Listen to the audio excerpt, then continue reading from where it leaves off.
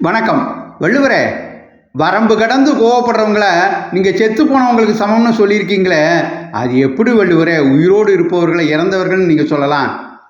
அப்பனே, நல்லா யோசிச்சு பாரு. வரம்பு கடந்து அளவு கடந்து கோவப்படுகிறவனை பாரு, அவன் உடம்பெல்லாம் பதறும். அவன் தன்னையே மறந்தவனா, தன் உணர்வு இல்லாதவனா இருப்பான். நீங்கள் கோமாவில் இருக்கான்னு சொல்கிறீங்களே, அந்த மாதிரி கோமாவில் இருக்கிறவங்கள தன்னுணர்வு இல்லாத நிலையில் இருக்கிறதுனால நீங்கள் இறந்தவர் மாதிரின்னு சொல்கிறீங்க இல்லையா? அதனால் தன்னுணர்வை இழந்து கோவப்படுறவங்களையும் நான் இறந்தவர்கள் மாதிரின்னு சொல்லி வச்சேன். அதே சமயத்தில் கோபத்தை துறந்தவர்களை மெய்ஞான உணர்வு பெற்ற துறவிகளுக்கு இணையான மகான்களும் போற்றி சொல்லியிருக்கேன். அந்த குரல் தான் இறந்தார் இறந்தார் அணையர் சினத்தை துறந்தார் துறந்தார் துணைன்னு வெகுளாமை அதிகாரத்தில் 310வது குரலாக எழுதி வச்சேன்.